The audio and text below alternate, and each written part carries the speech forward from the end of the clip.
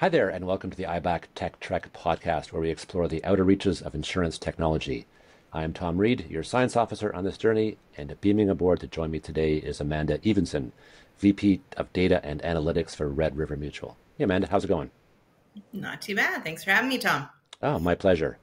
Hey, Amanda, before we get into the meat of the podcast, can you just give our listeners a brief bio on yourself? How did you wind up in your current role? Very good. Well, it was a bit of a long and winding road, but unlike most insurance professionals, I actually chose a career in insurance, getting an actuarial degree. So having an actuarial degree kind of gives you a lot of openings within an insurance company to do several roles. So I had a long and winding road around product development, product innovation, strategy, and then finally kind of came back to my roots with Red River in this role of data and analytics. So I was brought on to build this team from scratch to really advance that area within Red River, and that includes a pricing team and an insurance products team. Fantastic. When did you join Red River? In April of 2021. So just almost 4 years now since I've joined with them. At the peak of COVID. Lucky you. That was definitely an experience to join a brand new company in the midst of that. Yeah. Okay. So that's great. Thank you. And thank you very much for joining us. I really appreciate it. And appreciate all the work that Red River is doing on some initiatives that we're about to talk about. But first, let's set the scene here. I believe you guys are in the process of adopting Guidewire. Can you talk a bit about that? Absolutely. Yeah, we've been on the journey for almost a decade now with Red River. So our initial implementation of Claim Center was back in May of 2017. Since then, we introduced Policy Center a few years after that, including the CZO eDoc solution part of that, and we took a slow approach to rolling out these products to make sure that process for the brokers was as seamless as possible. So we really made that a focus of our implementation. We often use sort of broker pilot groups and smaller implementations to make sure that does go smoothly. So we completed the initial onboarding to Guidewire back in 2021, and then we made the decision to get right back on the bandwagon and do a second major upgrade into what they call their cloud solution. So there was several reasons why we decided to go on that path, but just to open up a lot of the new functionality within there. One of the biggest impacts for us is we're seeing it already in that, we can upgrade to new functionality within Guidewire up to 3 times in a year. And that those updates take weeks and not years now going forward. So it's lots of good things ahead for Red River as we move into the cloud. Fantastic. I know I was in my previous parts of my career, I was in the IT team, software development, and with some of the big mainframe tools that were not in the cloud. The term the cloud had not even been invented yet, but upgrades were always a traumatic experience. So I'm glad to hear that that's not the case with what you guys are doing, because it does, when you're taking up the whole team's time to upgrade something, you're not developing new things for your staff or your brokers or the end client or what have you, right? So maybe in that vein, you can talk about some of the things that you have done that potentially improves your broker's ability to grow. Absolutely. Yeah. So obviously broker connectivity is sort of the next big thing for us, and we're focused on developing that strategy. But as we've been working on this longer journey towards implementing these back-end systems, we've kind of turned inward and really looked at what's the strategic role of a mutual of our size within the market. So we want to double down on our strengths, and we're really committed to, maximize our brokers' ease of doing business. So that is one of the key metrics that we're going to be focusing on. As the head of data and analytics, I'm all about the metrics and the KPIs, but the ease of doing business is one of our biggest focus. So we find if we can sort of get out of the way of the brokers and they can just do their job, that's going to naturally happen for them. In addition to that, we've always had really strong relationships with our brokers, between our brokers and our underwriters. So we want to maintain and increase that communication level within it. So we really want a two-way conversation to understand the challenges within their markets and find creative solutions for them and their customers. We're also focusing on a lot of pricing initiatives to sort of help our brokers grow within those. That's a key strategy for us around pricing sophistication. And we've been working with our brokers to give them a lot of pricing flexibility through our retention or acquisition discounts. So it's very much a partnership. We see it between brokers and ourselves to figure out how to ultimately help them grow, which helps us grow. Awesome. So a lot of what you're doing then boils down to giving more control to the broker so that they can adjust depending on market conditions and get that policy or that client that they may not have had if they didn't have some of that flexibility. Is that exactly fair? Yes, we want to compete with the larger players within the market who have much bigger pricing teams than we do behind them and much larger data sets behind them, and find ways that they see the value proposition of us as a company, our claim service, other things that we provide, our access to our underwriters, and find a way to flexibly work with them as well. So we see the broker connectivity is sort of the next big piece within this ability to help them grow. So before we get into what you guys are specifically doing on connectivity, maybe you just, I'm sure not everybody who watches this podcast episode is going to be super familiar with Red River. So maybe just talk a bit about Red River. I know you guys are located in Manitoba. That's your sort of historical roots, but you've expanded in some other provinces. Maybe just talk about what the geographic reach of Red River actually is, and if you have any future plans around expanding that. Absolutely, yes. So we're licensed to write from Ontario west, so all the way to BC. Outside of the territories, Manitoba, obviously our bread and butter, and that's where we started, and it is our focus. But we're definitely looking to expand in all markets. We currently are writing in all provinces from Ontario to BC in some capacity. And there's always room to increase our footprint within those markets. An exciting thing for us in 2025 is we're celebrating 150 years as a company. So one of our big strategic focuses for this year is to truly celebrate that. We think that is absolutely unique in the market, and not many companies have that kind of history. But we're not, weighed down by that history either. We're looking to sort of continue to grow and redefine what we are as a mutual company within the Canadian space. And if there's any brokers out there that are interest potentially now in a Red River contract, I imagine that option is available. Yes. We're still based on, we've had a double-digit growth for at least 5 years within the Saskatchewan market. That is definitely an area that we're looking to grow. And then we're looking to develop some products for outside of Manitoba and Saskatchewan. Most of the growth there is now commercially based or MGA based. So we're always looking for those kinds of opportunities, but definitely give us a call and we'll see what we can do to help you out. Awesome. All right, let's get to the meat here. Let's talk about connectivity. So you are involved personally, in fact, in the API sharing project that was now being managed by CSIO, that was originally called the Wawanesa API sharing project. Why did Red River decide to join this initiative?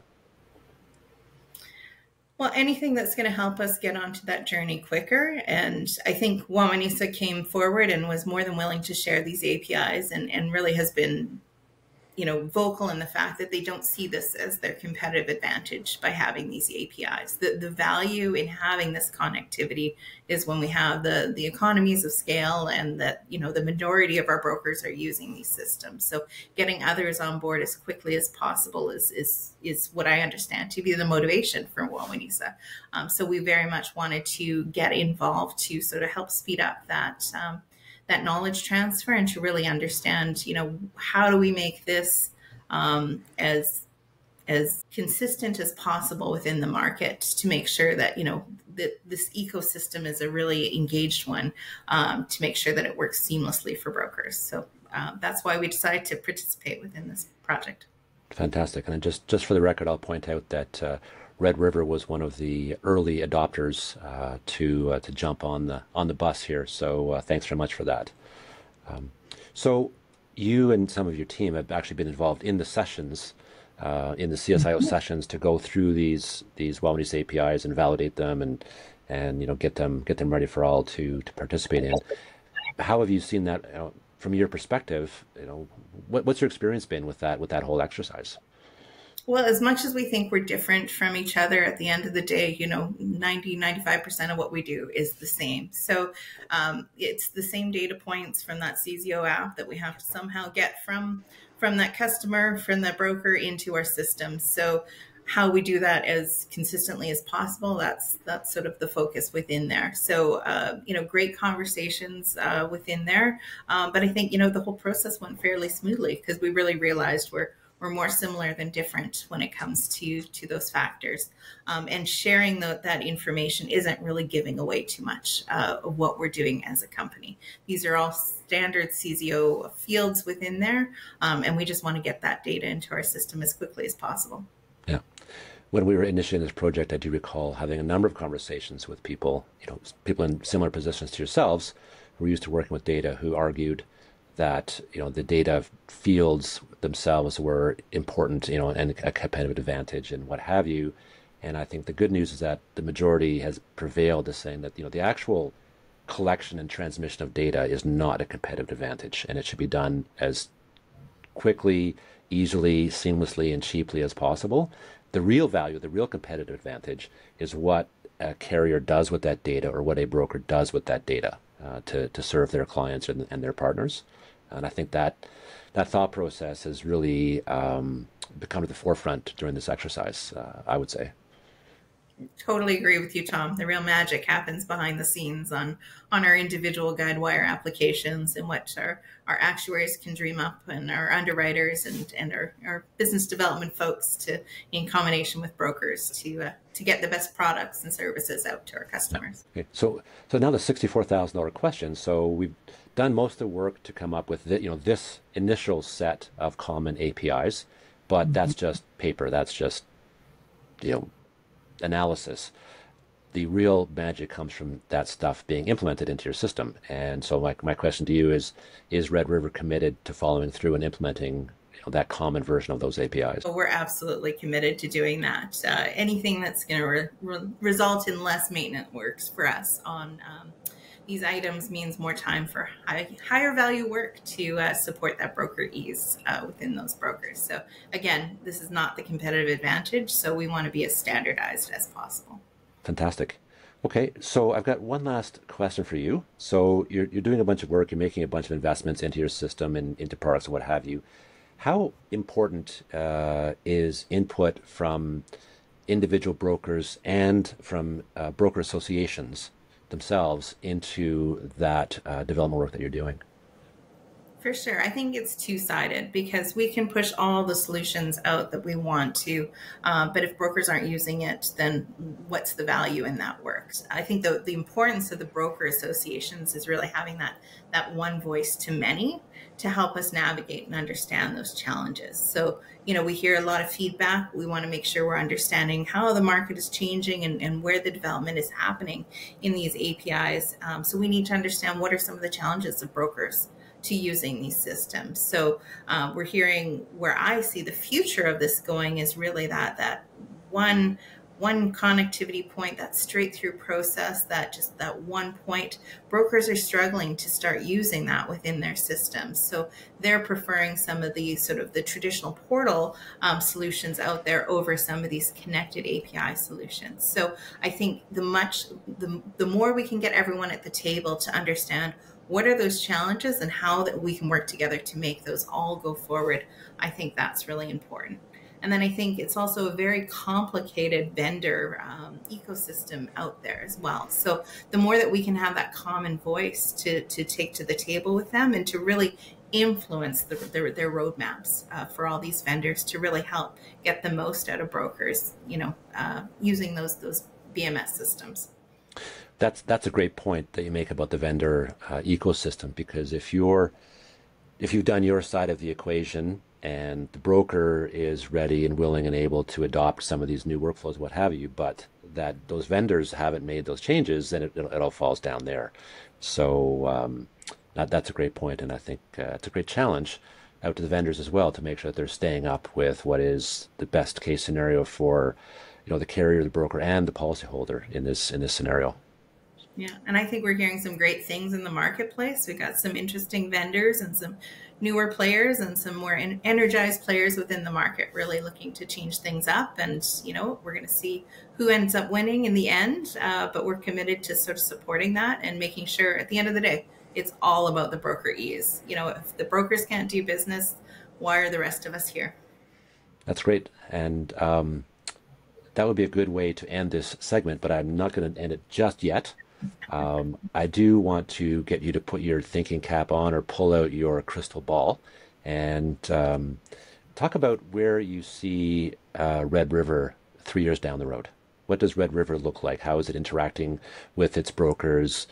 If there's any changes to your overall strategy, what does Red River look like 3 years down the road? Well, I'd like to say we'd be much more advanced than we are, but being in this industry long enough, I know that 3 years is just an absolute blip in the grand scheme of things. I think ultimately where I see it is really this sort of seamless end-to-end. The broker stays within their BMS system, and it's absolutely seamless. They don't care where that data goes or where it comes from, but that data is just appearing in their systems, and it's just ready to go. Whether we'll get to that in 3 years, I think that's to be told. I think there's a lot of variables in the marketplace that are kind of helping and changing what that looks like. But we're investing in sort of a multi-phased approach. So we're looking towards different technologies and not putting all our eggs in one basket. So within 3 years, you're definitely going to see something in the marketplace from us. And I think you're going to see a few different solutions as we sort of figure out what's best for the brokers and getting that feedback and in doubling down on what is actually working. The world of insurance is changing because the world of tech is changing. Join us on the journey at ibactech.ca.